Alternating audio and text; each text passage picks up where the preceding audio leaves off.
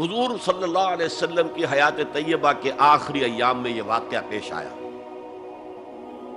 کہ حضور مسجد نبوی میں تشریف فرما ہے، مجمع موجود ہے،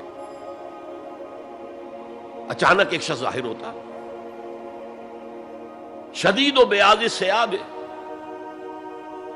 شدید و سواد شعر، اس کا لباس انتہائی سفید صاف، کوئی اس پر دھبا نہیں، داغ نہیں، میل نہیں، بال انتہائی سیاہ چمکدار، گرد آلود نہیں، ولا یعرفہ احد منا، اور ہم میں سے اسے کوئی پہچانتا بھی نہیں تھا، کسی بھی ریت سے خاک سے بالکل آلودہ ہوئے بغیر بال ہیں، تو شاید یہ مدینے کا رہنے والا ہو، تو مدینے والوں میں سے کوئی تو ہوتا کہ جو اس کو جانتا پہچانتا، کوئی نہ کوئی تو گریٹ کرتا اس کو مجمع میں، آؤ آؤ ادھر آ جاؤ، میرے پاس آ جاؤ، کوئی نہیں۔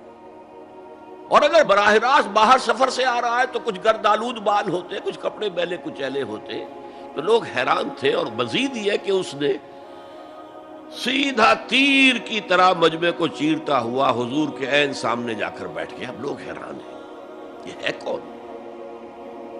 اس کی یہ جرت، یہ جسارت، اور اس طرح دو زانو بیٹھا کہ حضور کے گھٹنوں کے ساتھ اپنے گھٹنے جوڑ دیے اور حضور کی رانوں پر اپنے دونوں ہاتھ رکھ دیے۔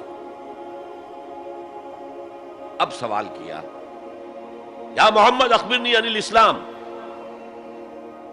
اے محمد مجھے بتاؤ اسلام کیا ہے؟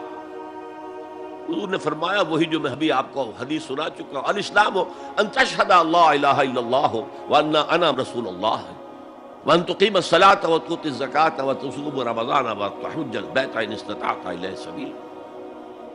پھر کہا اخبرنی عن الایمان۔ لیکن یہ کہ ان روایتوں میں بھی اس کو روایت کرنے والے بہت سے صحابہ ہیں، عبداللہ ابن عمر بھی ہے، حضرت عمر خود بھی ہے رضی اللہ تعالی عنہما، ابو ہریرہ بھی ہے، عبداللہ ابن مسعود بھی ہیں۔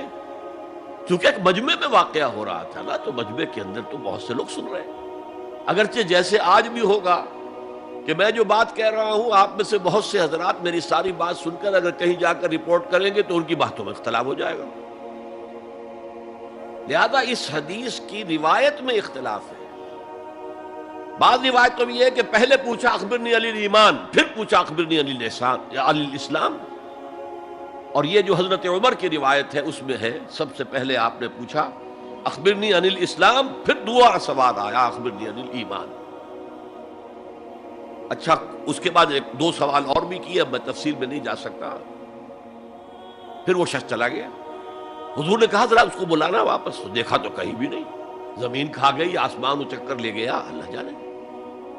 تب حضور نے فرمایا اوہ یہ جبرائیل تھے جو تمہیں تمہارا دین سکھانے آئے تھے، یعلمکم دینکم اذ لم تسألوہ، جبکہ تم نے اس کے بارے میں سوال نہیں کیا۔